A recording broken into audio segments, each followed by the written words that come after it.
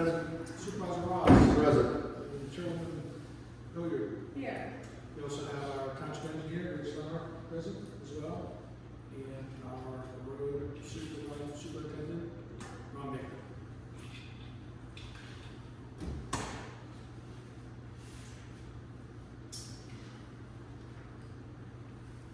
Okay, public comment. James Chicklett. I see the Act 537 all is in the works, it's on there for discussion. Just hopefully, that's reviewed a lot more after all those errors that were found in there. You know, it's a lot of expenses for that big project and a lot of errors, so I don't think it's a good idea to pursue that at this time. Another thing was the treasury report for the office supplies, 1,600 for January, February. We budgeted 1,000. I don't know why that so much already. Plus the copier supplies, 2,500 is supposed to be in there.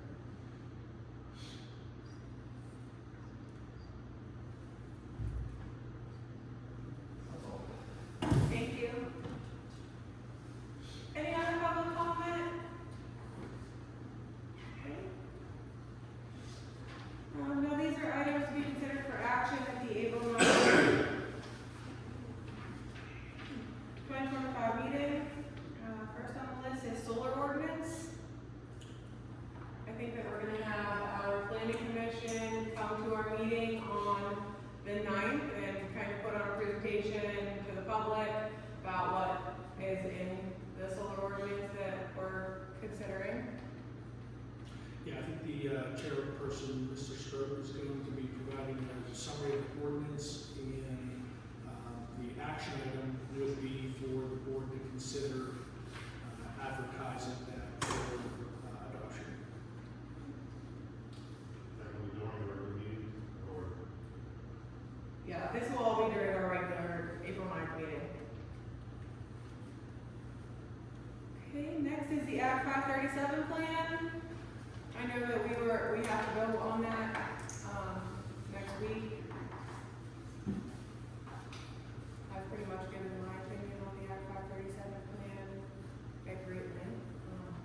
I agree with, a lot of residents have talked to me, and, it's a big expense, and it's gonna hurt them enough. We've already raised the taxes, the county raised the taxes, we raised the taxes. That usually doesn't happen in the same year. Shouldn't happen in the same year. And they're really concerned about the cost. I know it would benefit, there's some gentlemen in here really need it. But that's only a few versus affecting how many people the cost is going to affect. Definitely some discrepancies in the surveys that were done. Much more to the extent that we're going to talk to about tonight, but that's really wrong, if you ask me. Yes, I think we'll bring that to a vote next week. I think considering that Rich is here this evening, with the expectation that this will be on the agenda and for some discussion, I think this would probably still be a good opportunity to have some input. I think any other, professional input from our engineer who presented at the 537 hearing that we held. So, but that's your prerogative if you'd like to have him discuss that tonight or at the next meeting. But I think there's still some opportunity for you to hear more of what they would weigh in that presentation or summarize that presentation. I'm open to listening to information, Yeah, I think that we should put it on the agenda though, and so that it's actually written as a presentation, and maybe we put it on the website so that more people that it affects will be here, because we don't want a very big crowd tonight. Can we discuss how many letters of concern or for or against have been brought to the building? There was a total of 11 letters. 2 of them were from the same residence. The husband and wife submitted separate letters. There was one that said, if you're going to do it, let's do it now. The remainder, basically, they brought up the cost. And I can't totally address, everyone's saying there's all these errors, which I can't address to because I did not perform those surveys. I did not document all that on that end. But even if there's a few errors here and there, when you're talking, 50% of the properties that were surveyed, potential for either malfunction or potential for malfunctioning. Even if you throw out a dozen or 2 dozen, if you want to say that's still a drop in the bucket to the percentage that's a problem or a potential problem within the township. My concern is, and I think that you as the supervisor should consider, I mean, obviously you have a final say in that. I have no stake. I mean, obviously we go to design and design the systems for you, but it's not like, as far as right or wrong, I think you should look at it and go, right now we don't hear about things like cholera and yellow fever and other issues and diseases that occur from improper sanitation disposal. Based on comments that I've received from in the past, in the last 3 or 4 years that I've been involved with the township, people describe raw sewage running down the stream right next to the parking lot going that way. And the smell of feces and sewage when it's a hot, dry day, because there's no water washing down the street. So, and I was hoping, I don't know if the Dunmires are here, I wanted to check. They have this whole list of things that were wrong, and I'm like, it looks like somebody talked to them, and I wanted to maybe document what was wrong. That's me, right So, here. you highlighted everything in yellow, and then you reiterated this statement, and it sounds like the way it was written was that someone spoke to you or had any comments. And I Maybe said, someone spoke to me. no? No. Like what kind of And then thing the yellow, the stuff that was in yellow here, type that. Okay, so where did your information come from, or is that your information? That that is you- my information. Well, I'm asking that. We live I there. thought it was, to me, it looks like someone typed it in. I know, I'm a real estate agent, I'm a professional, I do know how to use a computer, so. Well, no, I'm just confirming it was you and not somebody else, is what I'm getting at. That copy, the top piece is just a copy of what that little ticket was that somebody turned in. All right, so my question is, you're stating you have 2 holding tanks that are 150 gallons apiece, Yep. and you get them pumped out how often? Had done once It's and done once, we and- lived there and it was fine. And it was The fine. guys did that bumped it out, so this is fine, this is working for that. And so. But you're saying holding tanks, not a septic, Septic tanks. Yeah, and they're. 150 gallons each. Yes. Because the typical residential septic tank is either 1,000 or 1,500. Well, you should have told the person that put it in 30 years ago to do that. Well, I'm just We are the saying. same work, and We the work. survey says there's water running out along the edge of our road, and you can walk right up there now and say, Like I said, I there's didn't no water. admit that, but There's what no I'm getting sewage, at there's is nothing. technically your system is not, My system's Size not properly. malfunction, so say what you want. it No, does I'm not just- malfunction. I'm not gonna argue with you, I'm just stating as far as state regulations for all our systems, the minimum size for a septic tank is 1,000 gallons. Yeah, So, 150. whether it was put in that way 30 years ago, that's, Well, we lived there 23 years and the stuff was already there. I get that. And we've had so many. But what I'm gonna say is, how much property do you own? 3 acres. You have one, if your septic, your leach field goes down, you have another one. Well, our house is 100 feet, or not even 100 feet from the road. I'm asking, because that's the other cost. Most people don't realize, obviously this system is not, even though it was installed 30 years ago, technically it's not valid. It is not, in the eyes of the state, it's an invalid system, it should not, would not be allowed to continue. If anything would go wrong, if it's plugged, if this leach field goes wrong, the other thing you understand is if you have a leach field on your property and it goes bad, you can't put a new leach field over your old leach field.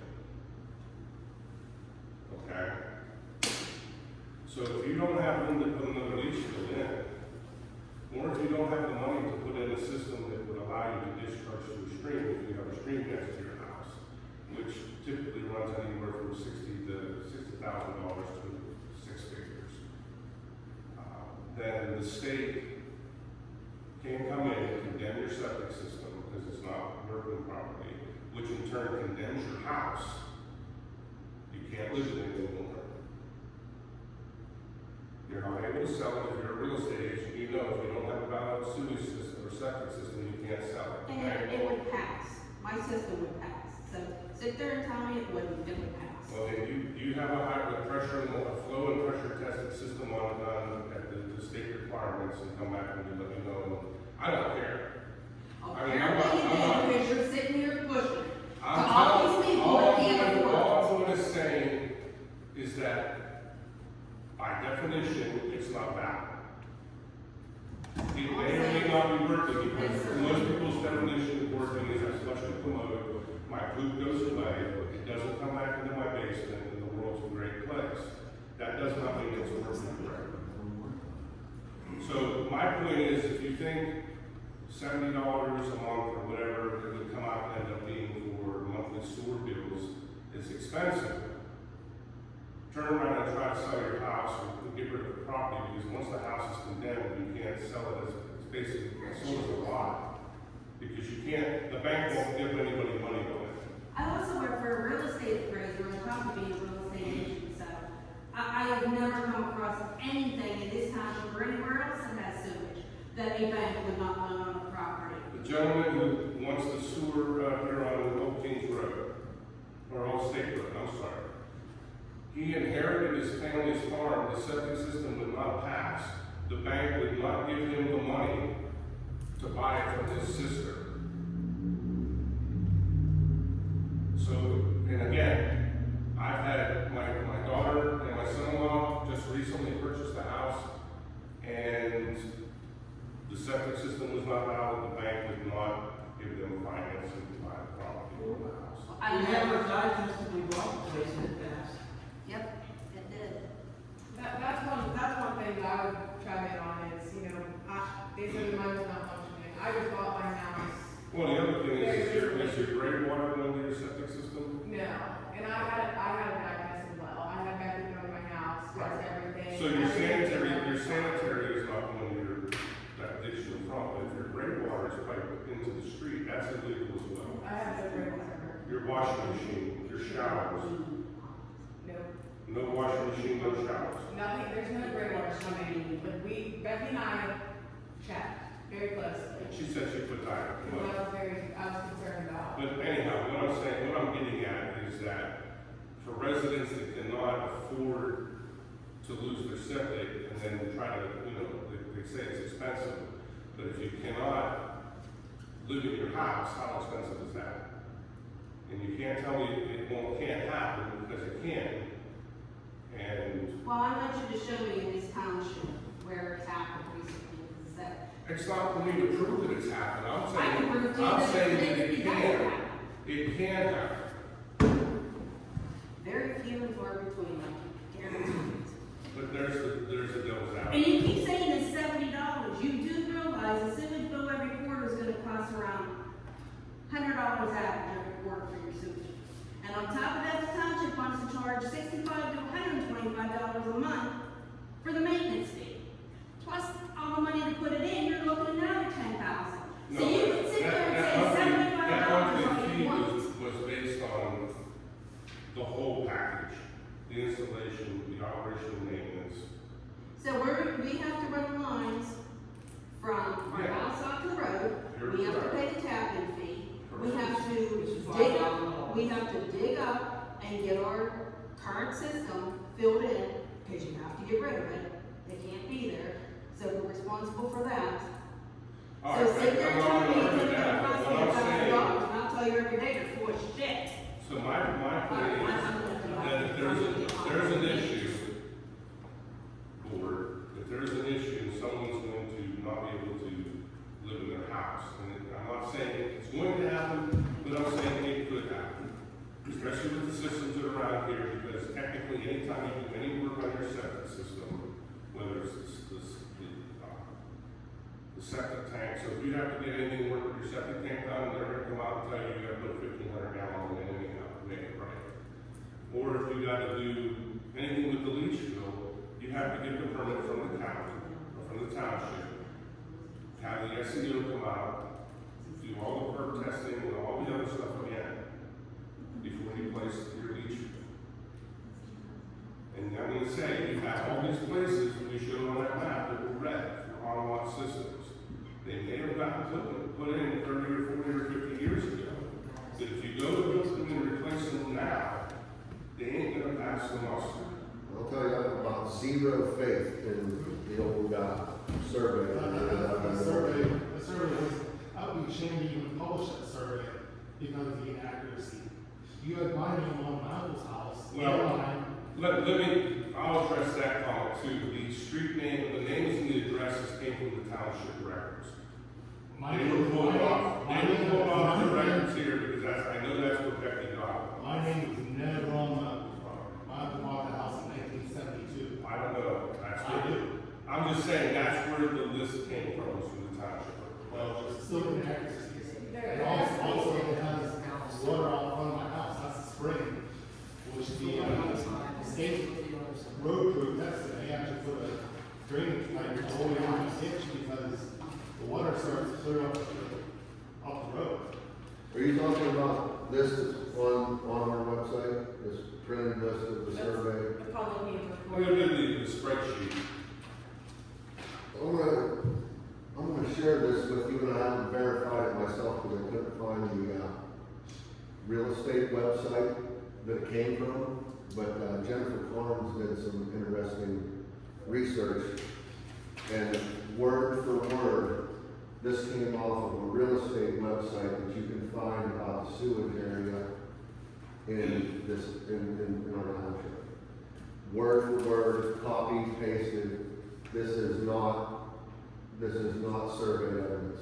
The spreadsheet, Yes, sir. that spreadsheet was populated by the SEO. It was not taken off any website. I have the spreadsheet. But I can tell you that it was not. This matches exactly what is on a website for home real estate research. Well, if they pulled it off the township's website, then that's the only way they got that, because it was not taken from anywhere but on a spreadsheet. You'll have to see when that was updated and see when. Yeah. when they published So it. that's why, again, I said I haven't researched that myself, but that's that. But I've talked to enough people who looked at this, that there's enough discrepancies here that I like that.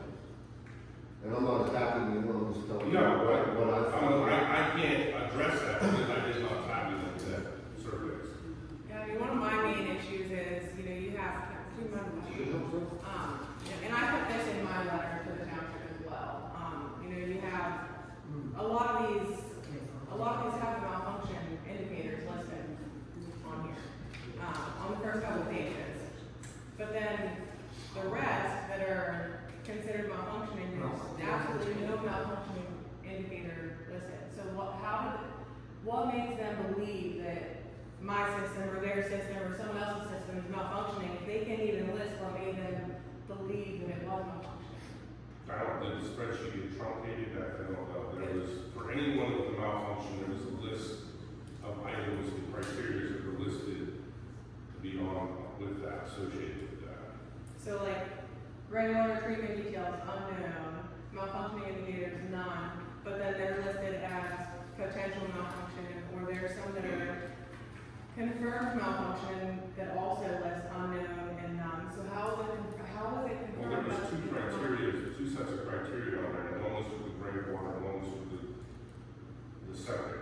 Right, but if it, I don't know, like I said, I looked it over to make sure that the count was right, we didn't have duplicate addresses. But. right, well, this one here is, State Route 56, the gray water treatment details unknown, and malfunctioning indicator none. So like there's two crosses there, neither one of them has even listed on it, but it's a confirmed malfunction. So it just, I don't understand how any resident would be okay It with could be, accepting that they're in. it could be as well that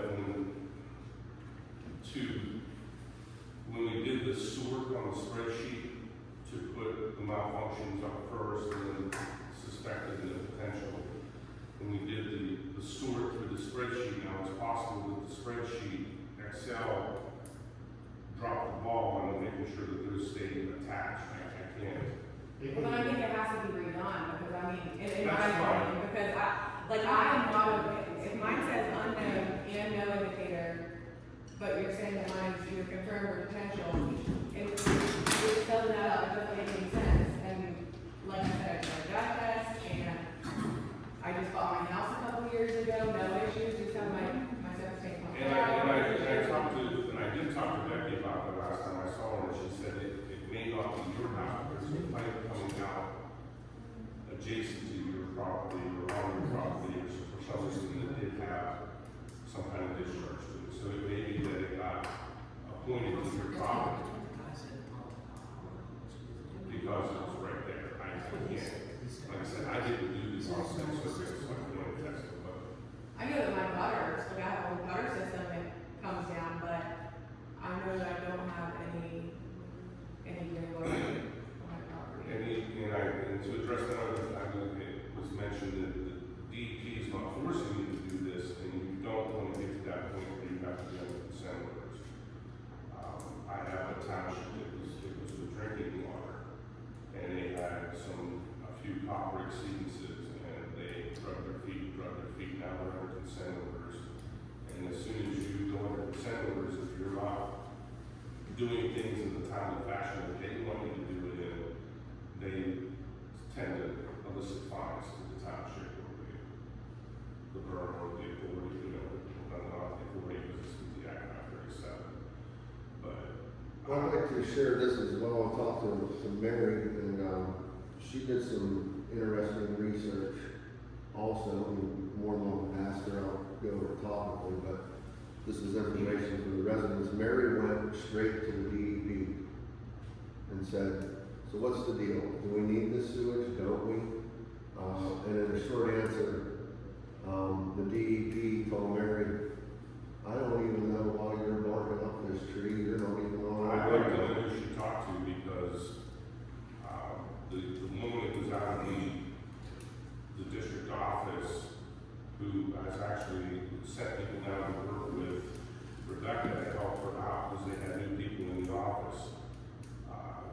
They were very much aware of, because this Act 537, the original plan was submitted already, and it was kicked back because of the community needs report from the original SEO, which we had advised them that his report was horrible.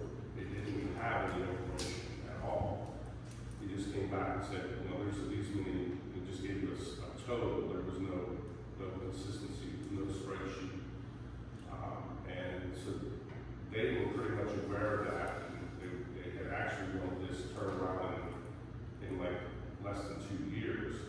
And because of the issues with getting an SEO to actually perform the work properly, and that's why there's 2 or 3 different versions of the surveys, because one was done by Spurge, I can't remember what Spurge's last name was, he started that, and then the township did hire another lady out of Butler, and Which I don't understand didn't go so well either. no, she said she knew what she was doing, and she wanted to survey the whole study area, and she literally had surveys from outside of the study area, which we threw out and made sure we included. Mary also went to the Elderton sewage authority where residents will go if you want to build a house, put in a sand mine, you go talk to them, get your perk test done.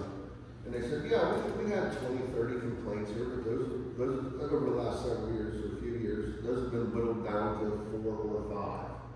So, that lady offered to come to our meeting, explain that there aren't a ridiculous amount of complaints here. So, Well, it doesn't come down to complaints, it's supposed to come down to the facts, and like I said, based on the information that was provided to us, on what they walked out and, field survey, whether they talked to a homeowner or not, they would look and see where the septic system was, because apparently there was supposed to be records on file with the county where the septic system was installed, and they would look to see if there was, the other thing was, potential failures is that if you have much green grass, or if you got wet spots, or, Yeah, like I that said, information was recorded. technically, people with holding tanks is a fail, because it's not a valid system for the state, and if the township allowed that as a temporary, typically, like if a company comes in and they block a restaurant, they want to temporarily put in holding tanks so they can get a system put in, and that's a viable option for holding tanks, but as far as a long-term treatment process or system for maintaining your on-lot system, that's not a valid, that's actually a fail, because it's not a valid on-lot system.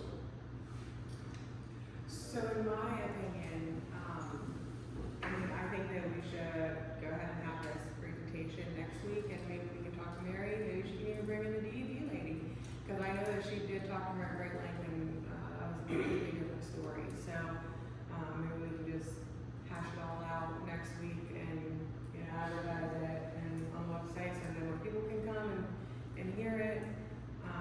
Yeah, The other thing to consider, and I don't know how, someone commented about how it was advertised, but it was basically done as per the state guidelines. It was advertised in the paper, you put it on the website, and, figuring there was 5, minus the trailer court in the schools, you had about 500 residents that would be affected by the Act 537. And out of 500 residents, you got 10 letters. So, that's how many people don't care and they just didn't comment. That's another thing. And I know for a fact that the trailer park up here, they've been waiting for 4 or 5 years since they initially announced there would be public sewers. They haven't done anything with the treatment plant because they're anticipating timing the public sewer system once that's supposed to be constructed. That's one multi-resident No, place. yeah, There's not a reason to put No, I'm just saying. a tax of $50 million on the residents of our township. Yeah, I would. Well, yeah. That's their problem. They decided to put the No, I trailer in. get that. They're renting the places out, they're making the money. I don't disagree with you, I'm just saying that there are, how many other people are looking, anticipating that this is gonna happen, that they can write a negative letter. But yeah, we also didn't get, 300 people saying, oh, thank God the sewage is coming through, we really need it. We didn't get that. Elderly, and don't have email, and don't have Facebook, and then people are elderly, and they don't, unless somebody goes and knocks on the door and says, hey, you better write a letter, most people don't see it, and you sit there and say you're not pushing this, but boy, it sure sounds like you're pushing this. 65% of the population, There's nothing 55 in it. or older, 45% of that population, 65 or older. Yeah. Based on last year's studies. I'm not saying there's not some problem, but I'd like to ask these residents a question, if I may. If you don't want to answer, please, go. Go for it. If you had to move your leach pad, do you have enough property to do that? I don't know what the new guidelines would be, because soon you start touching something, then all of a sudden you're gonna fall into the guidelines. Or do you own a couple acres, a half an acre? I have 3 acres. Okay, I would think you'd have enough room to do something, it wouldn't be at a sand mound or this or that, which may cost, Well, it's like I said, we've never had any problems with them.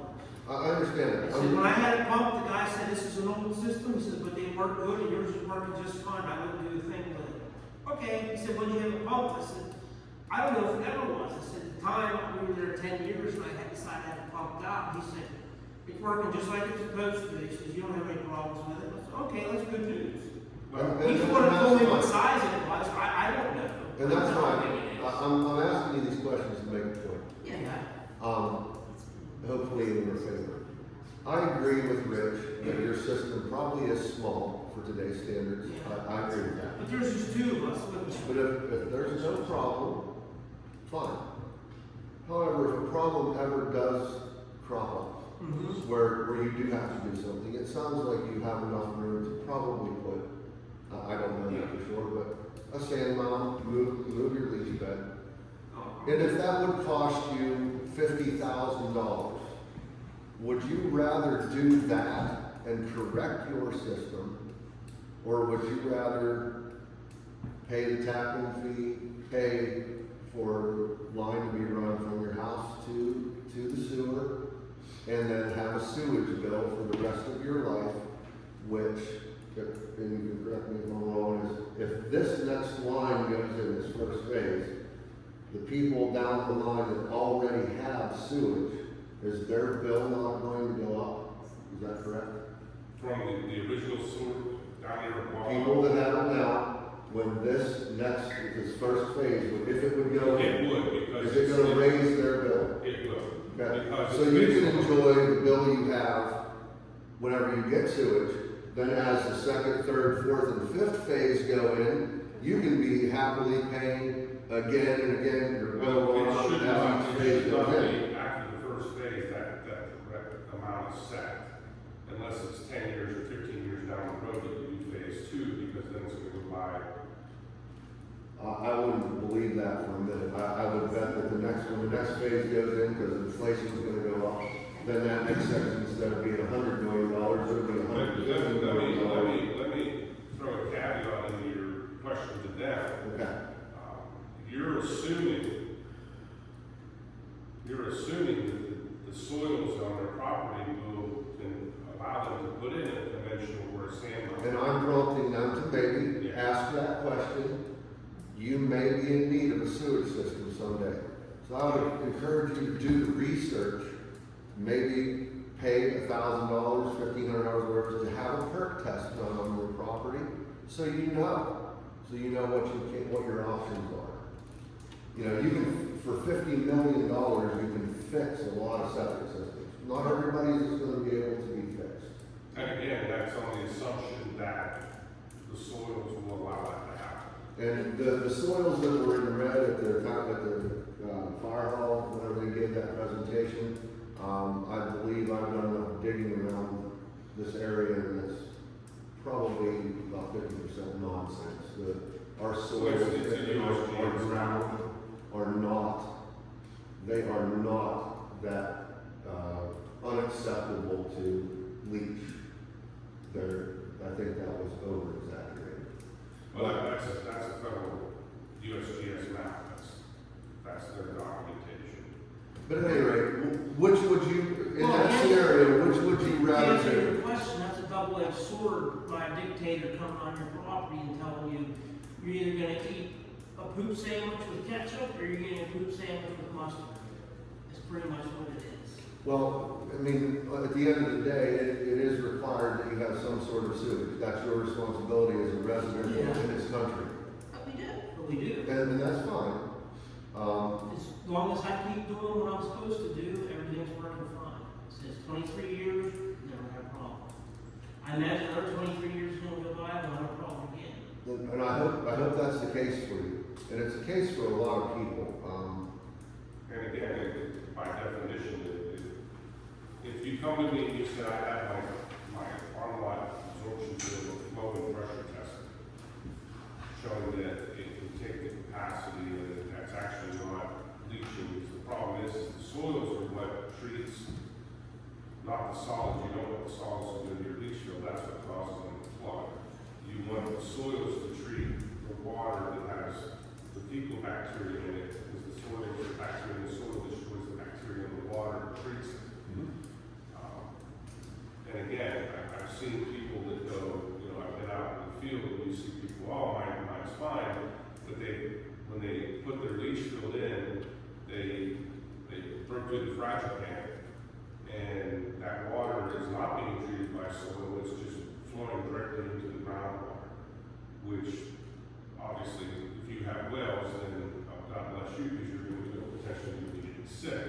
So, like I said, the majority of people say, I flush my commode, and it goes down the commode, down the sewer, and I don't get a problem in my house, it's working fine. That's not necessarily the case. And like I said, my son-in-law, my daughter-in-law, were going to buy the house, and got one out with the leach field in, without the SEO, without a perk test, without anything.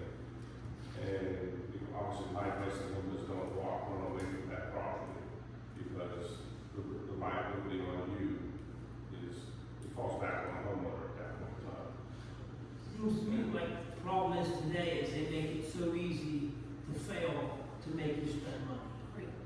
all it is, it's all money, that's what it all comes down to. The more people that have water flowing down that treatment plant, the richer somebody else gets. And horribly good.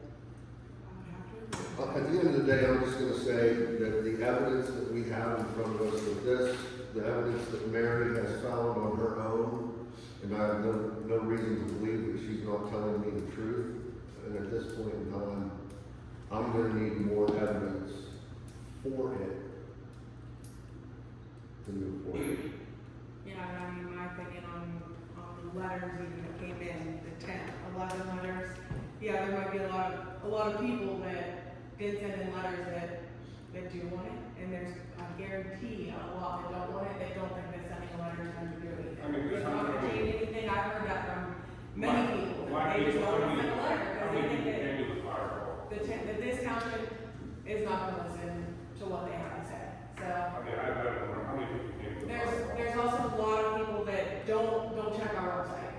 They don't check the leader times or wherever we advertise. They don't know what is going on in the township. I can tell you that probably 90% of the residents in this township have absolutely no idea what is going on in the township. That's why we don't have a full room every meeting, Well, I get that too, but it's not in the township. unless we're on KDKA. You don't, that's not in the township, that people don't stay in the leaders. It's not, but it is on the board members here to make sure that we don't make the wrong decision for the township residents. I get that, like I said, it's ultimately your final decision, but I just, like I said,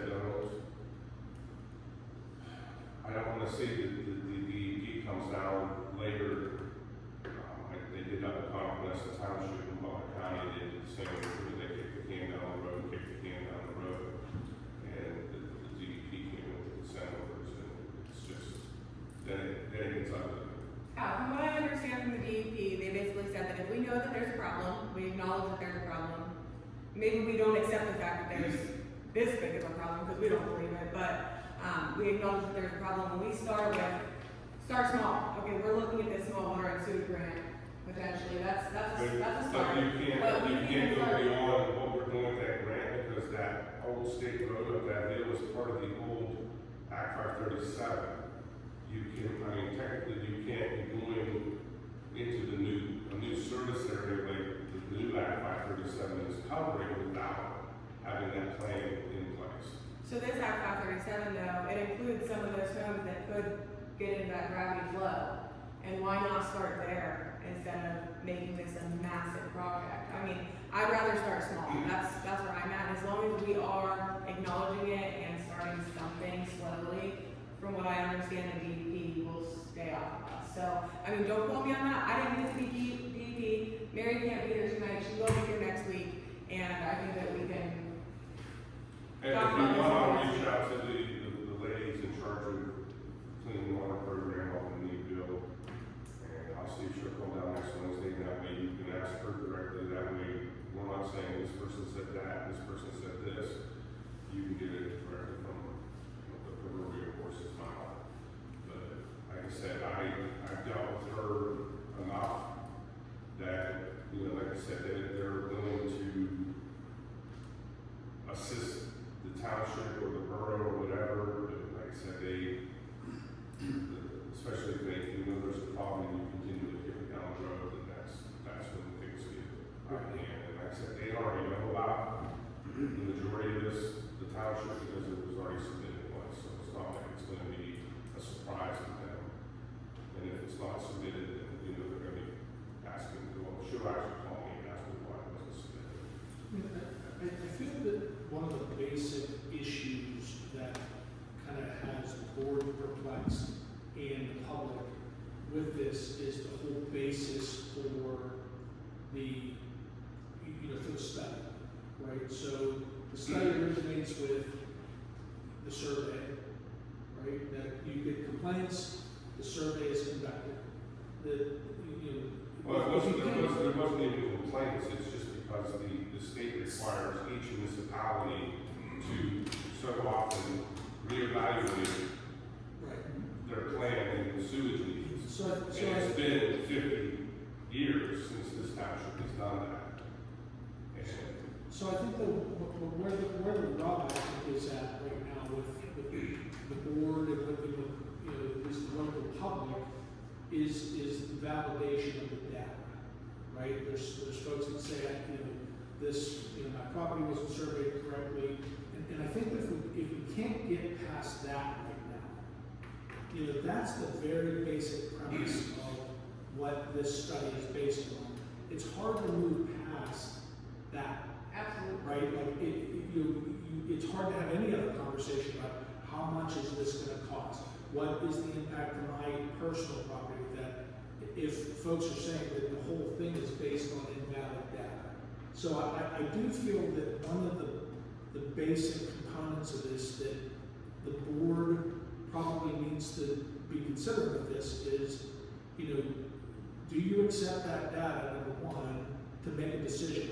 Because that's what that whole study is based off of, right? It's based off of failing systems, poor, adequate, inadequate.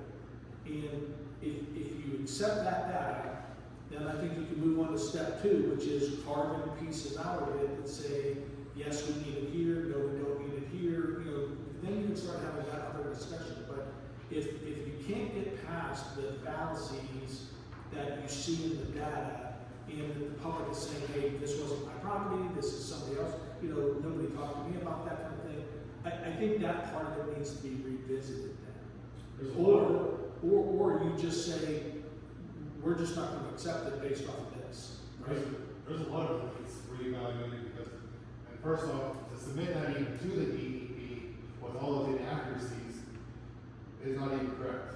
That should have been brought maybe afterwards, after all this stuff was evaluated. Like I said, all these errors that are found in there is ridiculous.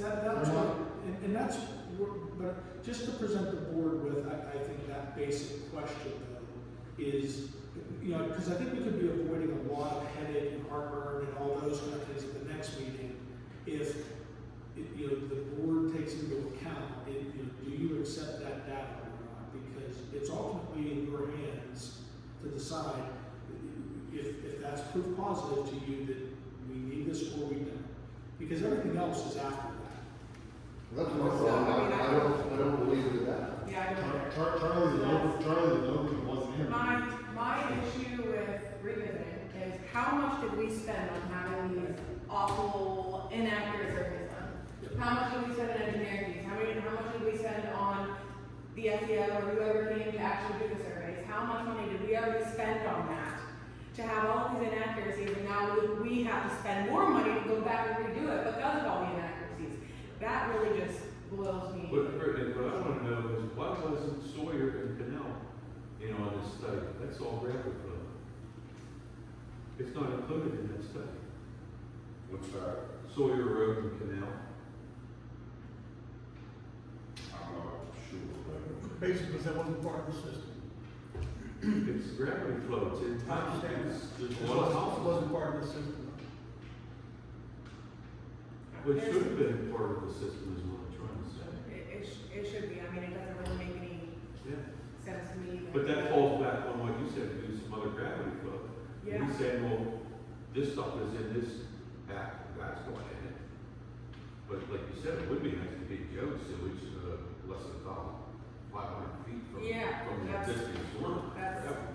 gravity flow right there, and you're making progress by at least starting something. And if you're doing something, you can show them if you have to mandatory, if you're doing something, you look like you're doing something, you know what I mean?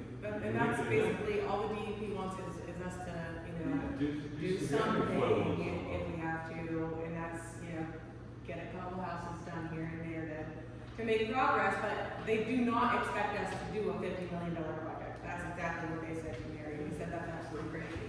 But that's really, I think that it comes down to these surveys. I'm completely against the surveys. I think that it was baloney to be proper. One thing that was brought up to me was, I did have a person say that, you're looking forward, you're doing the groundwork now. If you did want to approve the Act 537, you're laying the groundwork down now so that you are prepared and poised and ready to go and be first on the list if a grant becomes available. Is there any reasonable thought to that? Well, I think, yeah, I mean, I think what Rich is, you know, Well, I mean, discussed to last- move beyond, like I said, the original F-537 pretty much stopped at the top of the hill, off 56 and many of the other properties. I mean, that's why we're looking at Old State Road, because there's still to go up to that platform. And that section of road he's talking about maybe was covered under that original plan. And again, if you're just extending the sewer 500 feet, you can probably, without, you know, the pump stations and all that, you know, typically do that, you can get by with just one plan going through. And that's what we're going with that whole state road. If you get that 500 grand to get it, then we would just send it to the DEP, permit, to extend the sewer system up there.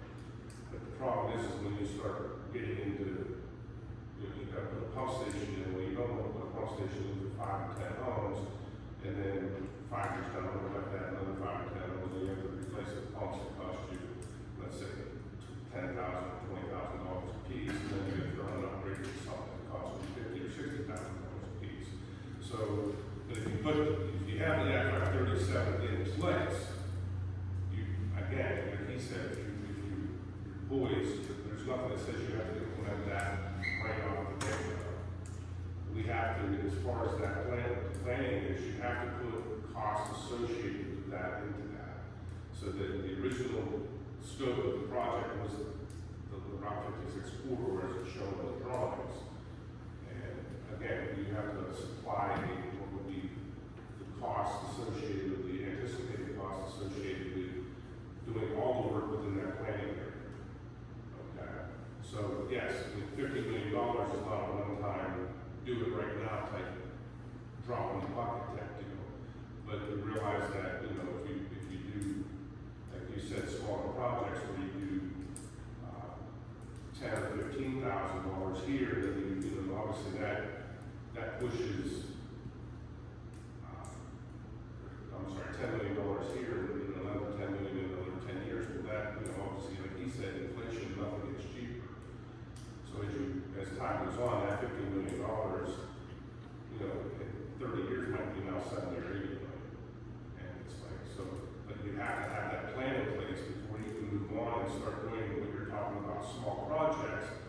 That plan has to be in place for you to do that work. If it's not there, then you've got to go back and redo this again.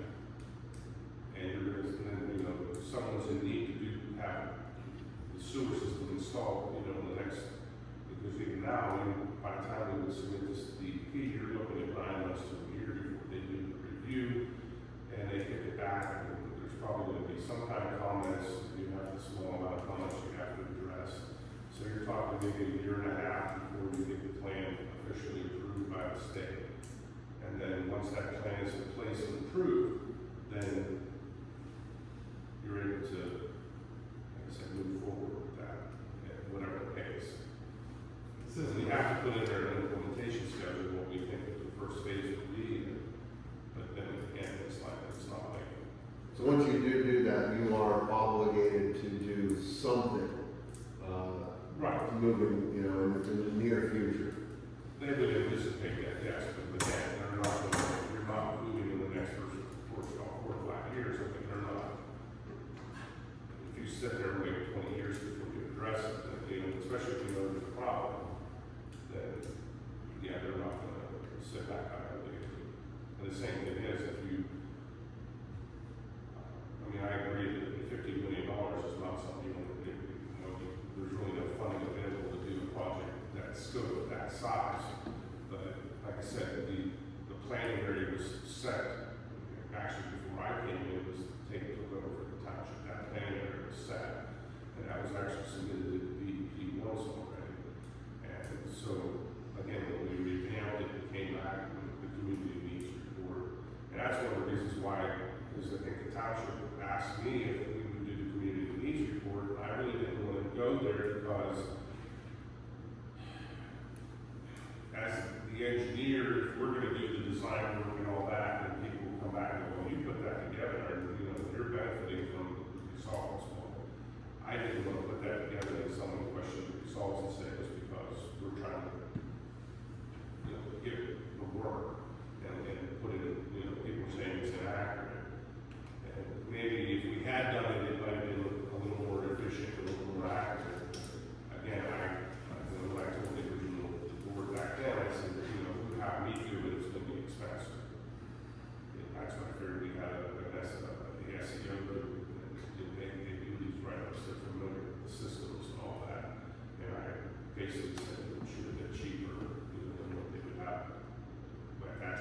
it was cheaper, but we still spent thousands of dollars and got an inaccurate report. Yeah, I think, So it all is, it's just a mess. yeah, it is, that's for sure. I mean, if I were going to the Act 537 right now, it's gonna be no for me. But I would like to, I don't know if we can table it, I don't know what that process looks like, but I think that we need to do more research, maybe have the DEP come in and talk to us at some point at a public meeting or an informational session. And maybe that is something to think about, because right now I feel like there's probably, you are basing some of your decisions off of some of, well, not only the inaccuracy maybe of some of this, but also some of those comments that, hey, the county said we don't need this, the DEP said we don't need this. So maybe if we have those people here, you could also, because a lot of the questions I think that you're asking are very relevant to the decision that you have to make, right? So I think that I think maybe what we could do is see if we can get some higher level folks in the DEP here to be here for a Q&A at the board meeting and next week, and table the vote, push the vote to the next month, and we will, at least you'll have more information to work from. Mary said the lady from Elmerton was involved in down and talked to us as well, on the meeting, so we're bringing her in too. Well, what I like to know is what happened to the survey 25 years ago, where the whole system was gravity flow. And you could run it, they were gonna run it down Rattling Run, Roaring Run to the river. Go on up the walking trail, and you get Edmond, Brownstown, everything from the pool cut, all gravity flow, Maysville, all down. That's a good question, because I have no idea. It was more costly, but the supervisors at the time thought it was the way to go, because you didn't have to maintain pump stations for the rest of the way. Yeah, the thing is when you start roaring one, I'm not mistaken, it's a high quality watershed. I'm not 100% sure, but I know it's like a scene type thing. But And anytime, if you think people coming out are dependent about that, as soon as you start listening to scenic walk and nature, people will come out and try to shoot you. It's just, you know what I'm saying? It's cheaper, it's all gravity, the permitting, and first thing they did with it when they purchased it was they logged it. yeah. But what I'm just saying is that we had a similar thing up in Vanessa, when it was down on, we had to put a pump station in just because of the way the township was laid out. And people were arguing, we would push it up farther, well, at that point in time, it would have been clear to the top of the township and do it with the service. So people using that trail, and you live here, which may be right about it. I'm just saying, You're gonna choose that over taxpayers and people that live here that are paying for it. I'm just saying, well, it sounds cheaper, but when you put in thousands and thousands of linear feet of sewer and nobody's being serviced by it, that's dead money. But you got the ranges on the pump station. Well, again, it's, And people who run it forever, Generator, replacing it. I mean, you have to look at those costs, what versus what. technically you should have, with the sewer system, you don't have anybody, I mean, they have one doing like the 811 and stuff like that, but technically there should be when the authority was in service, there should have been someone, because that was one of the other costs that was associated with this Act 537, was to actually put in at least a couple of workers, one part-time operator because you have to obviously every year report on it, on the flow, so the pump station maybe. Yeah, it was $128,000 a year. That was the maintenance on the pump station, if I read that right. wasn't that line run up the trail so far already back in the 90s? That was one of the options we took, one that one Memorial One, just because of the wetlands and the permitting and all that. But as soon as you start, impacting so much wetlands, whether it's permitted or not, then the DEP, make you pay into a fund to put wetlands somewhere else. But a good question for if we can get, I mean, I appreciate your opinion and thinking that might not be possible in today's world, because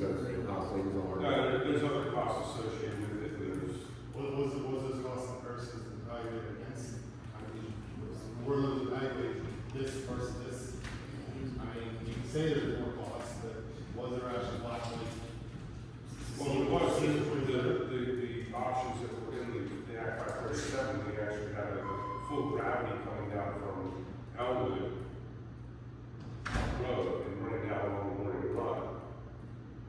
So what would the cost of that one? Is that not even put in those studies?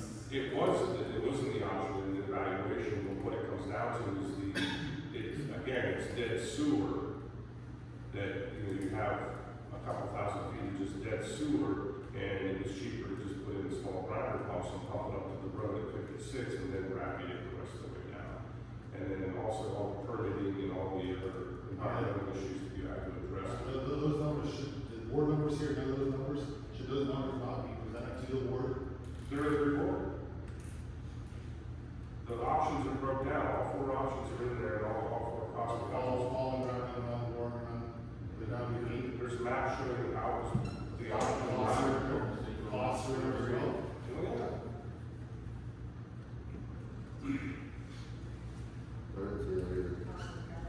It was actually, like I said, the option we went with eliminated that, it was, like Jason stated, they're all within 10 or 15% of each other, so technically the described as the same option, but it was just the actual construction cost for that option without that, one was actually cheaper. 20 years. Well, but then thinking about the maintenance for the rest of the That time. was, again, that was all plugged into the 30-year, 30-year present work that was in the. Okay, well, I do remember all that from the meeting then. Okay, so that's figuring to maintain those items for 20 years. Because that section going out of Roaring Run didn't include a pump station. You still had to have at least two pump stations.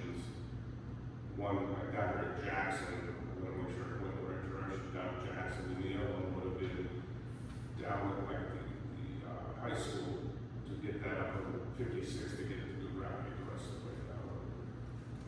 If you put that pump station on property, it's in the federal program. That property down there wasn't under the ag security or anything down there.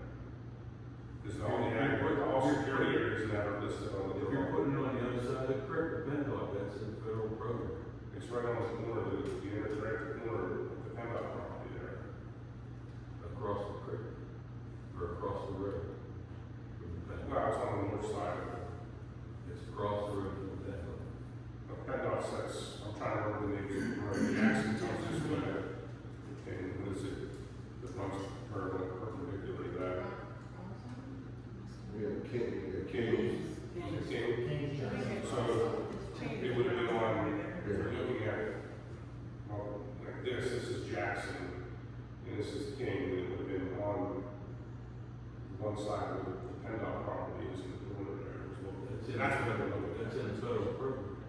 But, Creek, creek management program, that doesn't, both sides of the road are in the creek management program. and that was one of the criteria that negate that, because the only thing I had. I know this, but it's my property. Yeah. I thought it was, They don't live so. Rich's friend's property, or his dad's property. No, No, no, yeah, nothing to do with that. but that's what they're looking at, when they would be that general area. It ain't going in there, it's a federal program. That's the problem, is you're getting it on your property. And then you go across the creek, you go across the creek, you did go in there.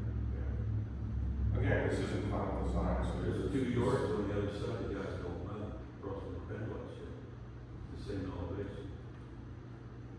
So those costs are being factored in. Well, you're figuring out a pump station, it's a desktop, when we described it in the meeting, it's a desktop review, it's not final design, where you make assumptions on how the conduct is gonna be, and the cost of the pump station. It's the cost of probably the more than, just for that original plan. No, but typically you try to do it on the high side of the estimate. Well, I think that we have a lot to consider, a lot more research to do, and I think it's all gonna come back to these inaccurate surveys at the end of the day. So then we're also gonna need to review, how much is that gonna cost if we decide to go ahead and revisit those surveys and have those redone. So, we have 2 board members in our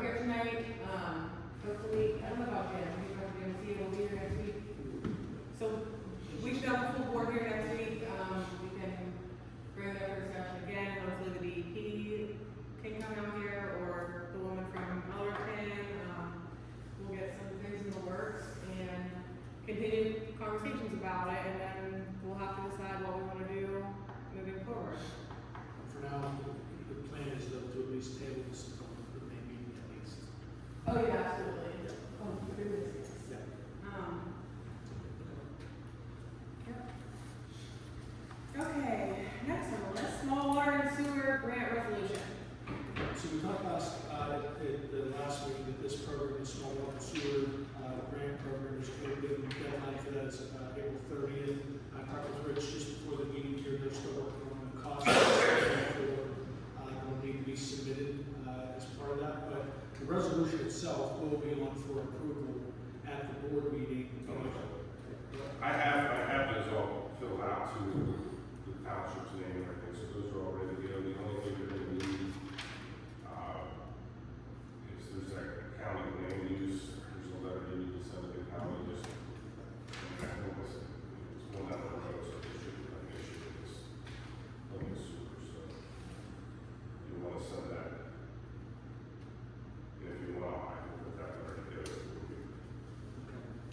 So but the only thing that the board will need to do at the next meeting will be to approve the resolution. So that's just saying that this is how much we're applying for, and there's a 15% match.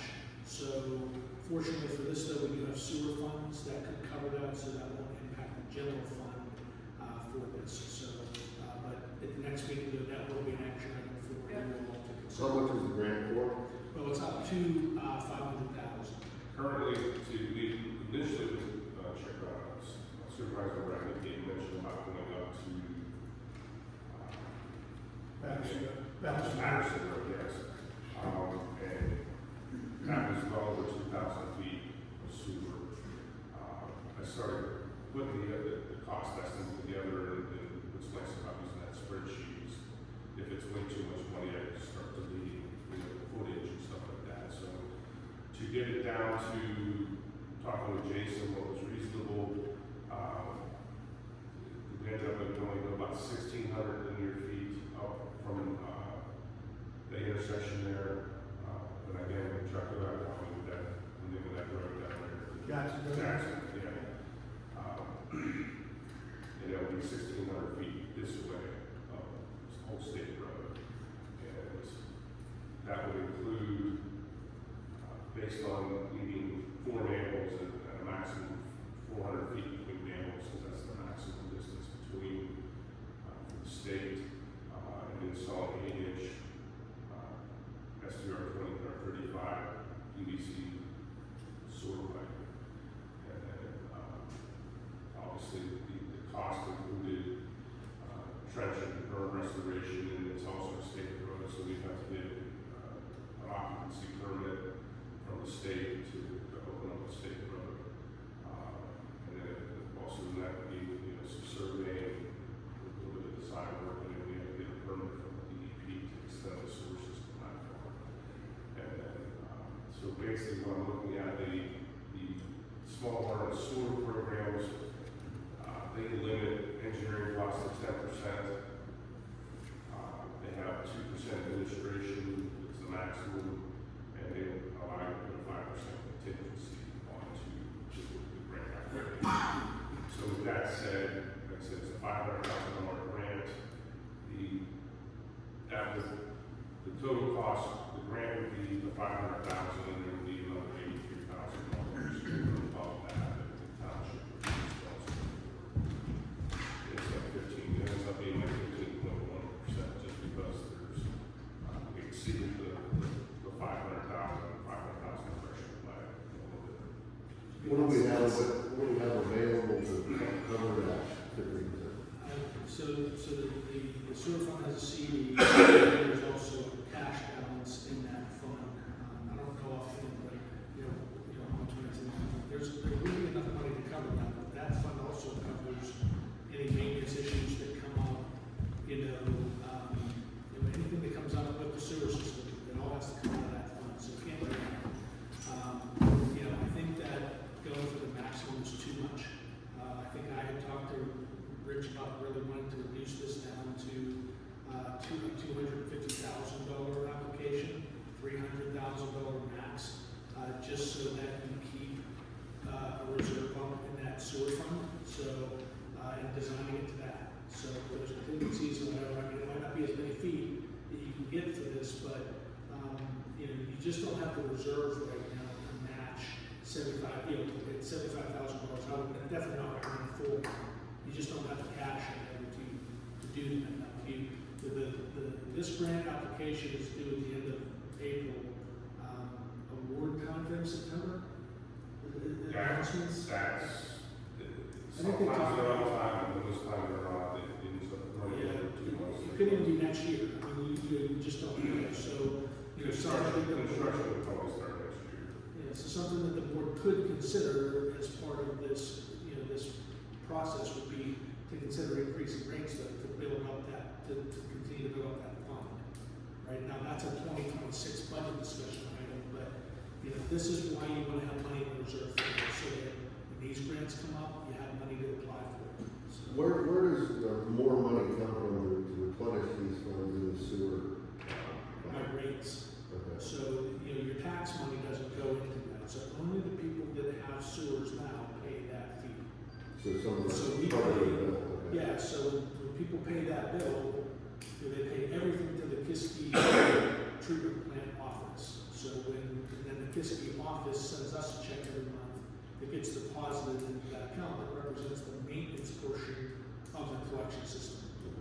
And so how you replenish that would be to, you know, do a budget just for that fund and say we're going to consider a rate increase of, you know, 10 cents, 25 cents per thousand or something like that, that you would increase that amount and help go up that fund. And those rates were increased at the end of 2023, I believe. Pretty sure at the end of 2023, those rates were increased. Again, there are funds coming in, right, so every month, you know, we see a check from them, you know, $3,000, $2,000, it's, you know, there's money that does come into that fund, it's just, it doesn't build up as quickly as, you know, to account for these types of things. So if we did decide to not do this right now, you know, that's showing the DEP that we're, you know, if we could get this, we're doing some little things. Definitely, absolutely, yeah. Yep. Okay. Okay. So I guess, because that initially when we discussed it, you were saying it was that amount of money, so we're saying you want to drop that. Well, let's look and see. Okay. Yeah, let's. Because I have that OPC that I need to, I'm gonna basically sign a seal Yeah. and submit it to you, so you can submit it, Yeah. submit it, so I need, before I sign the seal and all that, I want to make sure that those numbers are valid with what you're saying. For sure, I'll confirm with you tomorrow. Okay, sewer application revision. So, Rich brought up to me that the sewer application we have on there for taps and into the current system, that it still was reflective of the authority. So it had the authority's inspection rates, it had the authority logo, you know, their information at the top, their phone number and everything. So, we had an interested tap applicant, right? We do, we have, Which drove the need for this application to be revised. and the other thing that I brought up was that when we originally developed the inspection fee, it was $125, but we had a Senate had a gentleman that lives real close to here, so if there was something like that being done, he could swing by, ride on the office, and so the cost was minimal, you know, the $125 covered that. Now, we have to send someone from, you know, Harvard or Pittsburgh or something like that, and, you know, this, even $125 would come on my hourly rate. But if we send an RPR, their hourly rates are around $85 an hour. And then figure mileage on that, so I recommended that inspection fee, the initial inspection fee was $1 to $250, just to make sure that the township wasn't going to get tagged, you know, additional money, you know, for the inspection. And then we also doubled it, if there's a second or third inspection required for some reason, then it was half the original, so if it was a second inspection, it would be $125, and if we had for some reason, God forbid, they had to come back a third time, it was $125, and then they, for some reason, they did it right after 3 tries, so we went back to the beginning and started over, because apparently if they don't get it right after 3 tries, they're not doing it, there's something wrong, whether it's intentional or they're trying to pull something out, you know, that would be the assumption we made, that they didn't do it right. So we need to consider either increasing the fee and updating, we need to update for. Yeah, so there'll just be a motion on there that will have the revised, and you will have a copy of the revised form, as well as the fee will be in the motion to increase full inspections. And I also updated it to show, because it had the tap fee on there, the $851, it has to go to the KD, the Water Pollution Control Center, authority, needs to be typically on a separate check. It makes it easier if they just write a separate check with that, and the township just drops that in the mail to the authority. And then put the address of where the taps will be in that, it's on their records too, that they know that would be added to the bill. Seal coat and fog seal billboards. Last item on there is the seal coat fog bid. The advertisement's been on the website, and we will be accepting those bids on April 7th. Ron has been getting some calls and some interest in that. We've reached out to 2 additional companies to solicit bids for that as well. So Midland, I know Russell Standard's been a pretty frequent bidder for that particular one, but we reached out to Quaker Sales and also Youngwood Paving, who are 2 additional companies that may submit bids for us to consider. So, but the bid's out there right now, and we should be plan to award that, provided that the numbers are made favorable for us at next month's meeting. That young one, they put in on last year, didn't they? Young, Midland, and Russell Standard? I thought we had 3. I'm pretty sure they came in 2, but Russell Standard was the lowest. There was one of them, right? It was a CNG's, when we upgraded the state 56, a couple of township roads, for them to put in a well pad. CNX. This is CNX, yeah, it's probably good. So they've already reached out to myself and Jason about reviewing their drawings for the updated road. I'll probably, if I could send you a copy of Ron as well, you can. Mark Kittle wanted me to be involved in that. Because he said that they would replace any cross pipes, any upgrades on the road, and there is one cross pipe that needs replaced right at the Links Golf Course. Yeah, I full-heartedly was gonna have him involved, because I just figured that way you have more knowledge about the local townships and everything. It's a concrete pipe, but there's blockage in it. We got the back truck last week, can't get it out. So they can dig that up and replace that. Yeah, they're gonna be doing infrastructure. Do they offer the upgrade road any possible? And the other thing is that they need to upgrade State Route 56. And since it's within the township, the way that this works is the township, the state, the PennDOT requires the township to submit a highway occupancy permit. And they're basically confirmed to be, I just ran into this up in Orange County where one of the developers, he at the time, was solar on there, and the town authority had to be since the sewer system. So they had to submit the HOP for them. And then basically you should have an agreement with, I can probably send you one, they should have some, I think the PennDOT does have a standard agreement for doing that. So that makes them completely liable for anything they do wrong to damage the state road, or anything that they occur on that. It basically keeps the township from anything or any kind of liability for any work that they do. But it is required by PennDOT of the township to do that. So I'm pretty sure we already talked that the township should already have a business partner with PennDOT that should get the fuels from I that. don't know about this agreement report, so we'll talk about that. I'm sorry? I don't know about this agreement report that you're talking about, so we'll have to talk about that. Well, the township should, like, it's a standard form, and they'll probably supply it to us. Okay. But I know the authority went with stock orders, and they actually had the solicitor present them as the developers. But anyhow,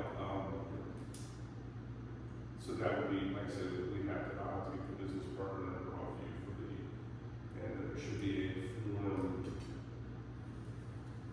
There's a form that's at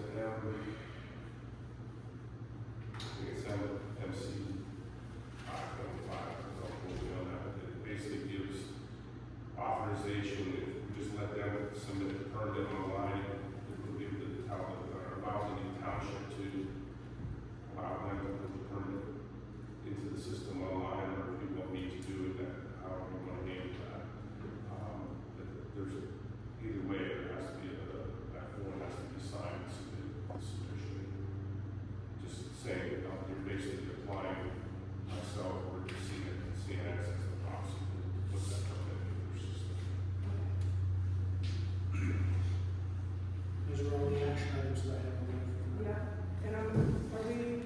there's one more thing we need to discuss. We've been kicking this can down the road to the Chestnut Road Bridge. We have a business out there that cannot access large trucks into business because of the condition of that bridge, and the weight of that bridge. I guess he's considering relocating the road, the private road, across the creek on his business side, come over onto the road. Is that upper material, lower material, Wayne down there? Upper material, yeah. I think the township should talk to this gentleman that owns the junkyard out there and see if there's a possibility of us working with him to relocate that road over there. Cost-wise, material-wise, bring up the standards for us to maintain it, take it over. The only other option we have, he put it in as a private road for him to use and him only. We still have to keep the old bridge in there with a restricted weight limit on it. That's the other option we have. We haven't heard anything back on the last LSA. Not on the word. We didn't get, Oh, is that right? You already ordered it? even with the match. No surprise. Can I elaborate on it? So, go ahead. Okay, so when I went to the round table on the 19th of February at the Dirt Railroad, where was it, they were discussing changing what they allowed to fund for Armstrong County. The program statewide allows a wide range of things that go fund. Counties will take it upon themselves and say, we're not going to fund this, and we're not going to fund that. So they're going to have a little change in the next couple of years, where when you do a dirt road, you're going to have to use DSA.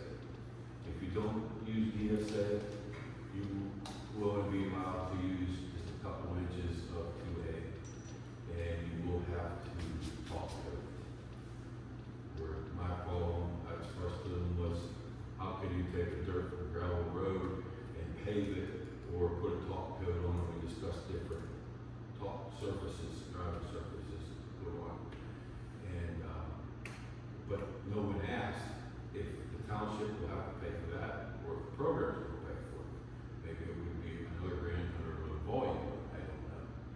The other thing they discussed was assisting in funding stream crossings. And it'll be helping with the study and permit paying for it. And I asked Greg Smith about it, and Holly, his boss, says, Ron, the option that we were looking at was what Chuck was discussing. Tim Cole bought that property because one, if that bridge fails, it needs a way for people to get into his business. Parks Township was giving grief over bonding it and going out the other way to crush out. He hasn't crushed out in years. He wants to crush out. So I told Holly, I said, there still is a stream crossing, but it's only 3 feet wide. Greg said, well, you put a half pipe in. And Holly talked like we could do that all through grant money. If we get permission from the property. But he's gonna have, he'll have to put a fence up, but he's gonna keep cars in there, I don't know what. What about the DEP and things crossing this stream, you know? Well, small crossing? that's where the program is gonna start paying for helping with studies and funding. Yeah, but Basically funding stream crossings for Armstrong County to do that. They didn't wanna do that. when we talk about even with replacing that culvert or the bridge, as long as the interior walls of the culvert are the same width as they exist now, you don't need to do hydraulic stream study, hydraulic flow study for the stream. But if you now make it 6 inches smaller, it probably won't make a whole huge difference, but the DEP is required to have this full hydraulic study, hydrological study. Well, we've got That basically takes a whole, anything, the drainage area, that whole area that flows underneath that bridge or across this crossing, you basically have to go back and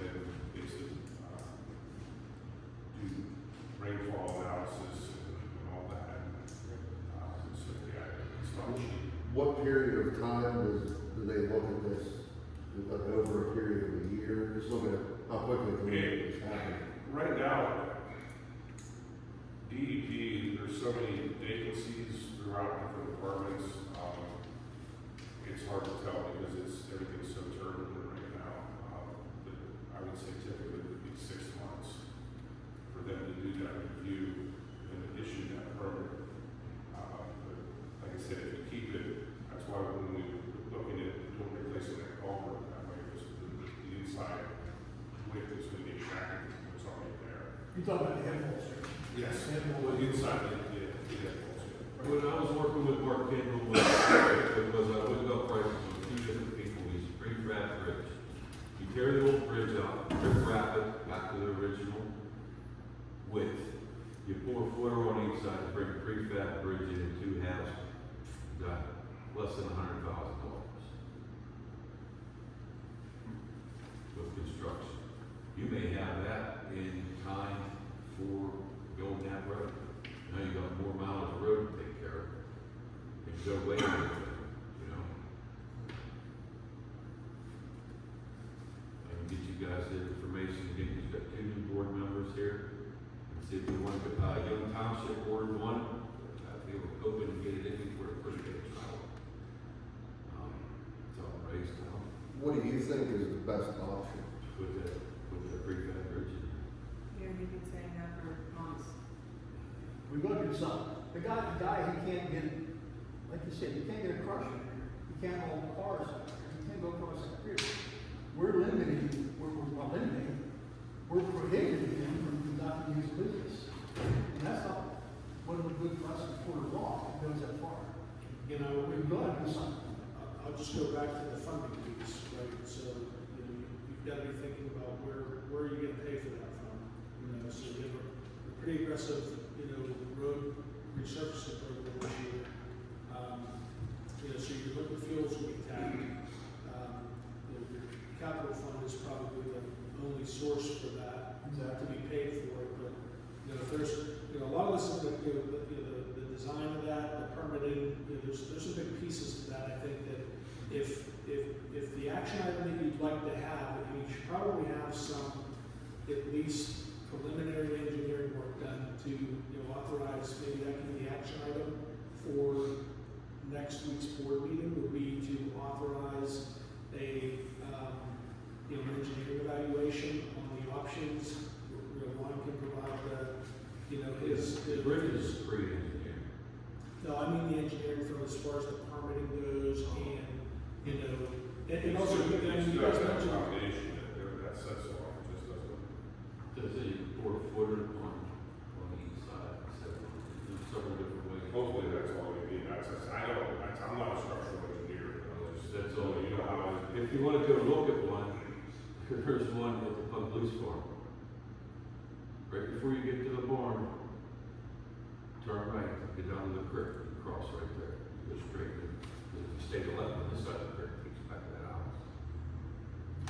Yeah, just drive over there, drive down to the. I saw the pictures of it you showed me, I mean, it's genius. There's nothing. We could just go back to 1950, like, hey, Randy Beer, how about getting down there digging this out, let's pour some concrete, set this bridge, and here we go. We're That's good. all it is, that's all you can. But it requires all this red tape. Yeah. Is the Well, problem. there will definitely be permitting that needs to be followed Yeah. for this with the DEP regardless. And it's not, you're not just replacing the deck, right? So, you know, so what I'll put on for the action item will be for there to be authorization to approve engineering, you know, evaluation of this and to provide back some options.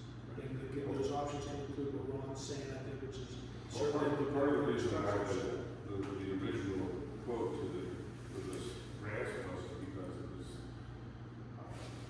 it would be silly not to have a geotech come in and evaluate the soils, because obviously the soils are, the footer isn't made right or constructed the way it should be, obviously, then you allow it into the house and settle and sink. So that was part of the cost associated with those submitting for those grants. There would be, I mean, as far as the prefabrication, there's hardly any design work as far as the design of the culvert. but there has to be preliminary geotechnical work to make sure, you know, how much soil is removed, how big the footer has to be, how thick does the footer have to be, and what do you need behind it, how, you know, all that other things, and that was the majority of the cost, it was engineering wise, it was with that, because it was the same thing, it was prefab, it was, you know, probably a little better, maybe a better price or higher price model or something than what he's talking about, but there was, the major cost of that was a lot of the engineering, the things that have to go into that, and make it work. Ron, is there concrete head walls in that bridge now? What's that? Is there concrete head walls in that bridge now? Yeah, that's what's happening. What the existing version, They're continuing. there's, it's like limestone, it's, they're glass. There's concrete in front of it. Yeah. But there are like the same limestone, they're only going to take material that it's Not to actually. change the subject, but we got a problem with the Miller plant. Last time we did crack seal was 2021, and Eric was gonna get me a price on putting the pump for today, which was $11,500, you know, 4 years ago. But the Miller plant needs crack seal, seen right down the middle of the whole place. And I talked to him about Brownstown. He thinks the performance bond is still good to August. He's gonna check on that. If it's not, we need to crack seal it. Because the seam down the middle, and there's alligator cracking and or spot. I'll have to Chip it, tartness, because we can add up to 10% on whoever gets the bid. And spend a couple bucks on having spot, spray them in places that are alligator cracking, double hit, but find out if that's gonna be covered, you know. So you're saying there's a type of warranty on, what they do? Should be. Yeah, there should be a maintenance. Some are like before, some are 2 years, I don't know. But I didn't know, I took a ride today, and looked at some of the roads that Brian broomed off to see how bad we got hit bad. We're 3 years behind on chip seal. Because it gets cut, and we're gonna pay for it. We got roads that we put $100,000 in, milling it, hauling stone in, triple sealing it, and we need to hit them next year. But we've got roads right there in Paula, Owensview, Lincoln, Summit, McKinstry Hill, Casella, Talmadge, are falling apart. You know, so where do you? When do you get your bids? I mean, when do you get your bids next Tuesday to find out, you know, how much money you have to work with this stuff? You know, so, Ron, with the question on the cracks, do you do this in-house or you contract? We have contracted out, we don't do it. We have to You rent it. wouldn't do that work in-house? There's only 3 of us, the traffic control. I don't know what this plan consists of, but $11,500, and you rent that machine for like, you know, $1,100 a week. They Buy bring, a pallet of material for, you know, $1,000. You can probably crack seal. I don't know how much is involved with this, but, you know, it's relatively inexpensive to crack seal because it's one of the lower level maintenance things that a public works department can do in-house. for that there, that was 2,400 linear foot. Yeah, I mean, I think we should talk about that. Oh, you could- See if we can. You gotta have a guy air blowing it out, you gotta have a guy driving the truck. And you have a guy behind it spraying it and another guy squeegeeing it. We don't have enough guys. Yeah, it's a 3-person operation. So 4 I'll pull the PennDOT tech sheet on it for you. And Oh, I know. we can talk about that. It's a 3-person operation. You can blow out the lines one day ahead of time even, and come back and crack seal and all that. And if you get the right machine, it doesn't need squeegee. It has a disc on it for the applicator. So, you know, the Craftco units, the Super Shots, they have a disc, you don't have to squeegee. So we can talk about that, because this sounds expensive for crack seal. 11.5 for a single plan, sounds expensive. Not just for there, there's other roads that come for a whole day. Like I said, how many linear feet will do it? Yeah, it's just, you know, crack. Because when you pay for them to come, you got to run them for a whole day, because there's other roads they can do too. And I would suggest that this seriously be looked at in-house and become an annual program that this is, like I said, this is one of the lowest level maintenance programs that you can do in-house. There's departments that have 2 guys that do this work. So we can get traffic control. We If can. you need it, Yeah. if you need it, traffic. Well, I don't know what that planned speed limit is in there, if this is is that It's a? only 15, but still it's good to have it because them working there, better have traffic control. Sure. You know, We can definitely look at. you need to make a budget for your liquid fuel. You know, and you need to decide how much you're gonna spend on ash. It's in you have ash get $36,000, but you have nothing for hauling. So we have an account at Ridge Limestone for $17.60 a ton for anise. And then the slag, Greg Bartman hauled it, last time we bought it, 3 years ago. And he has an account set up at the power plant in Newcastle somewhere. So you just need to bid the hauling. Ron, what is this for? Is this for our maintenance material? Or Yeah. what's this for? Okay, Yeah, so what, how much of that do you typically order a year? we've had 2 mile winters. I know, but how much do you need to order? No one ever told me. Well, then you don't know if you need to bid it. Because you only. Well, yeah, because the only thing was the trucking. Yeah, you only have to bid it if it's over a certain dollar amount. Well, Greg Workman and Oliver work together, they both asked me. So you need to ask them what they're gonna haul, how much they're gonna charge, and go from there. Yeah, we can get a cost from several different haulers, but, do you know how much rock salt you ordered, like, an average winter? I got the, 135 ton this year. Okay. So, I mean, even if you order 200, do you cut this 50/50 with your rock salt? So you're thinking you'd only have to order 100 ton of that, maybe? What's that? You're thinking you may only have to order 100 ton of ash? You don't cut the ash with rock salt. No, we cut it with stones. Right. 50/50. What they'll do is they'll bring a load of ash, which is slag. They'll dump one load, and they go out to the power plant, out to Ridge Limestone, and bring a load of anise. So you'll do 25 slag, 25 anti-skid, and 50 rock salt? No, also. No, this gets dumped outside in a big pile. This is No, I'm for, saying that whenever you're spreading it though, you're using this material for winter maintenance though, right? yes. Do you put rock salt in with it? Do you ever mix it?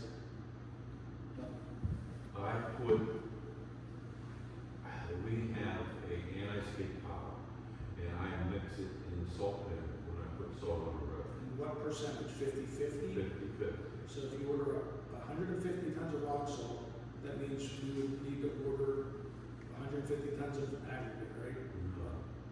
No, because the other 2 guys are hauling 10 ton and almost 15 ton, put on the other roads.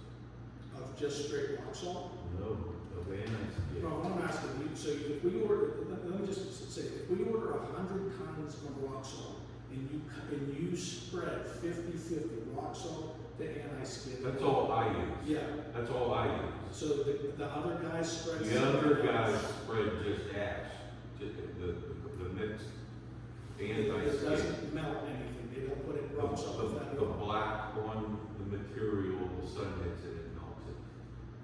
Okay. Yeah, we Well, don't- I'll talk to you about this, this is in my wheelhouse, 100. Jason, we don't put salt on every road. Dirt roads will, Yeah. turn to mud. Yeah. So when you're putting this material down, though, this is going down just straight, 100% of this. Salt? No, the anti-skid. Yes, the anti-skid, yes. Yeah, okay. So, and you don't know how much you order every year right now? No, we haven't ordered in 3 years because we had 2 mile winters. We beat the heck out of that pile this year. And if it had been colder, because it'll freeze it's like a peanut shell. So you have a lot of waste. Right now, we pushed all the waste back into the pile. We need to order several thousand tons of this. You use probably more than half of that ash pile back there. Yeah. They hit it hard this winter. Yeah. And it wasn't that bad. You know what I mean? It wasn't a real bad. But I think when we look at this, I mean, sounds like we may not have to put this out for bid though, based on these. Well, yeah, that's what I'm saying, so that's why I explained that we have accounts, and all you need is to pay for the truck. So you guys have to spend how much you wanna spend on the material, and figure out if you have to pay for it, just make 3 phone calls, and just go with whoever's been hauling, Greg Arkin has been hauling it for the last 2 years. You know, whatever you wanna do. But when you make that budget out for the liquid fuel money, there's 9 cross pipes that need replaced right now, that costed $9,600. I have that all in there for you.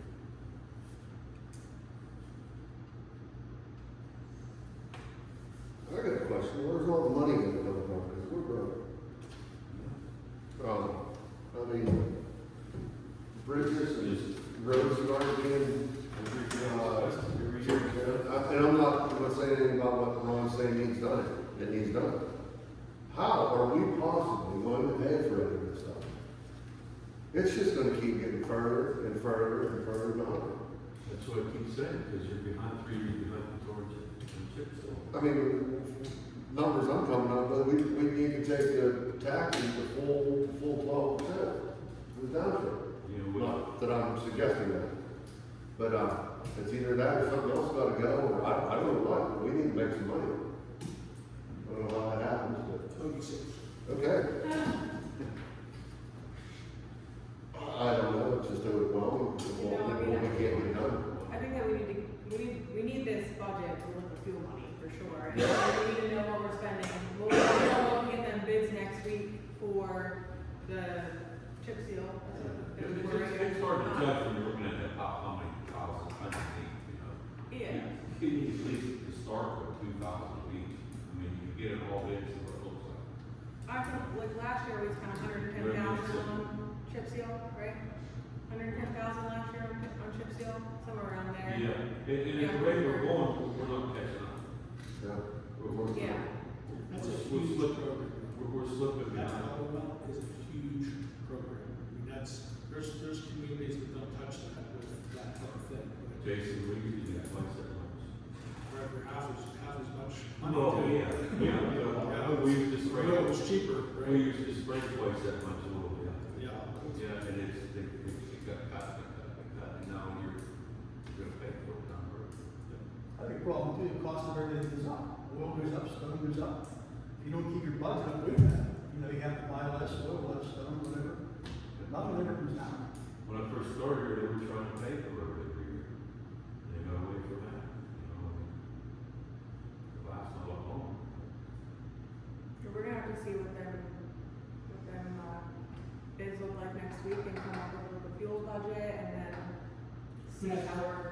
Yeah, and if I could, I mean, one of the things, I was bringing up a great point to you guys that, you know, we're behind in road maintenance and, you know, this product is 5 to 7 year life, right? So chip products are about 5 to 7, if it's a lower volume road, maybe a little bit longer, but, you know how many road miles you have. And you know that this product gets you about 5 to 7 years, right? The target is always about 10 to 20%. You know, if you can do 20% of your roadway miles, you're very good. But, this is, the life expectancy of this can kind of help guide what your program looks like and how much you should be spending every year. What liquid fuels can fund and then what the general fund would have to kick in to bring your program up to speed. And that's how we would kind of back into that liquid fuels budget that Ron's kind of talking about. We can sit down and go that. I mean, it really is a simple math, right? You know how many road miles you have, you know how much you should be doing every year, but the average cost, right? And like I said, there's roads that we put a lot of money in, and you gotta maintain them, or you're gonna fall right back apart. You think we're getting 10% of our roads done per year? What do you We have think? 170 miles of roads. I remember seeing the 60 is the mark. 60. what is it? 60, I believe. 60. Yeah, it's on that. Someone's in that for a long time. You know, I might be one of the towns. Maybe it's old townships. Yeah. Yeah, if you get like 50, it's 7 miles of state road, right? Yeah, Yeah. yeah, we're right around 60 miles of township. Some of which are paved and some of which are tar checked, right? Some are. Some just right. Last couple of years, we've been a lot of money in the long run road for one, North Acme. So, I mean, there has been construction. Well, yeah, that road was let go for so long, I mean, it was a nice road when it first started, and it got so bad, they had to pay $35,000 to bring building. Plus, we hauled 57s on the whole road, we put almost 2,000 feet of under drain in that spring. You know, and changed cross pipes, I mean, there was a lot of money in there, and it's going to be hard to get here in a year or so, or two, you know? And when we did that, we did Handy and White Road while we were there, because I just got that little area. But Hicks Hill, that was milled and triple sealed, and it was shot, I think, a single since then, and it's starting to fall apart again. It needs to be, Colder Road, that was milled and redone. Glorietta and Morse School, that needs done, and Hickory done. Those were roads that were milled, you know, replanted. And I hate to see them fall apart, you know. But then you got all that, like I said, you got all that in the rest of the town. Lincoln, Summit, Owens View, Kiski Hill, Talmadge, South. You got all the residents right there, and the roads are getting bad. Last year we did all like around the cemetery, you know. This year we're doing Orchard Hills. You know, try to work in an area, so you know, it's cheaper to not be bought, let's do this one here, and then do like 6 mile out there and do that one. But, yeah. We're just gonna keep getting further and further behind the way it works. Yeah, you have to play catch up somehow, we're not getting ahead of the game. Get some of that money off that money tree Chuck keeps talking about. Be nice. Do you have any options, Jason, where, how we can get caught up, or where we can get some grant money, where we can get anything to, we used to be able to do all these things with the township's tax I money. mean, we get a dirt road, gravel road grant every year for, You know, you know, this year I think is the lowest one we've had in a long time. There's definitely not, this is a problem that everybody has for sure. This funding issue with roads is a pretty common Yeah, issue. I don't see you getting a dirt gravel road grant and a low volume road grant. You know, low volume road grant is just do one road. But, well, sounds like we need to put our thinking caps on and find out how we're gonna do it. You raise taxes, you're gonna make cuts, one or the other. Other than that, you're gonna beat your head against the wall. Trying to make it happen. Or with another road we did the last couple of years too, or road. that was great. Yeah, okay, Yeah, great. right. And then before they want us to do any more, that's why we're working there again. And I explained that to you guys because we don't have when somebody builds a house, we don't have a water management ordinance or anything. Build a house, so all that water off of the house right off the road. Yeah, storm. Stormwater, yeah. And it's washing the road out, so they want us to build that road up a little bit more for a cross pipe in there. And we're gonna pipe this building, his gutters and drains down the road away. Stormwater management plan is something that's always been, again, put on the back burner in this township with the thoughts of, what we were forced into. They run every It's bit of it. been for the last 100 years. Every bit of that water from that house was good. So they had, well, property line, they took it all down the road, crossed it, and dissipated the road. With the state, I believe you have to keep a drainage pipe 10 feet back in your yard, is that correct? From running directly into the state ditch. You know, these are ready.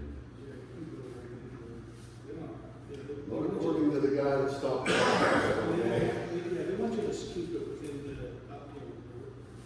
outside of the right of way, but that's where the drainage ditch is, and you gotta have access to get rid of your water. Well, it's right beside the road, so I mean, they don't want you running that,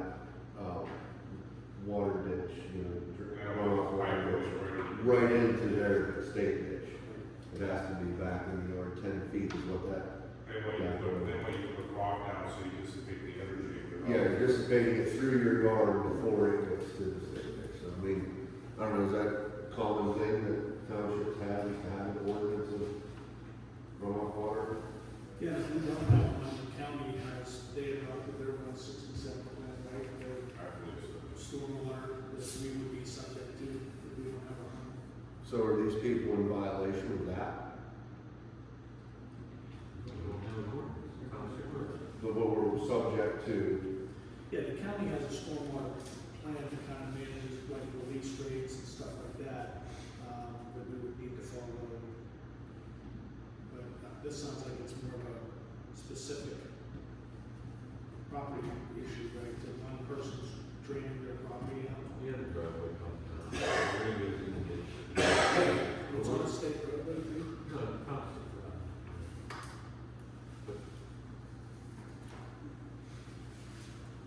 Okay.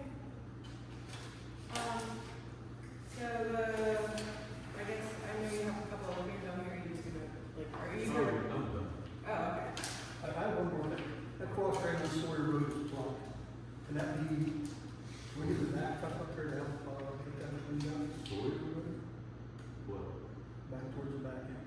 There's a cross train that's plugged up because the water's not going into it. It's coming out on the road. That one, no, that's, Oh, at the very end? yeah. Yeah, we gotta get back there and get that ditch up.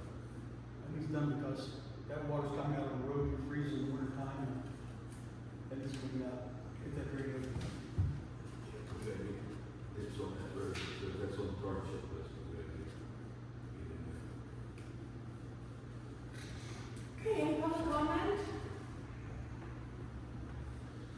One, I'm just curious, is there any, I know,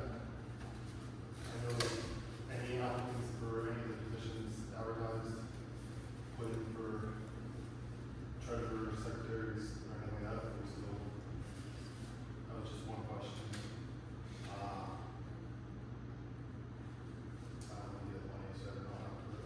And then the other thing I wanted to address is, a lot of people I spoke to, they go online, they saw that study for the sewer project.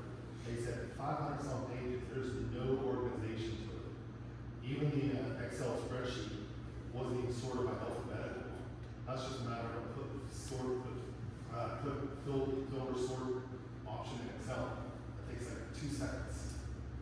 So that was, I mean, a lot of people didn't want to, I mean, they get discouraged looking through 500 some pages just to see their stuff, they couldn't find it. So the organization, that was a lot of reasons why you don't have public. I can probably tell you 10 or 15 people I talked to, they got online and saw it and said, I don't have time to do this. I mean, they said, you paid for a study, why was this Well, it's laid out how the DEP wants. with no order? It follows their order, and like I said, I separated out. Okay, each one of those failures that were separated by address, they were separated by alphabetical, they were separated by, They just listed the failure things were first, and then the next. right, but you still had, even at that, you had to look through 10 pages of that spreadsheet. That takes 2 seconds to filter.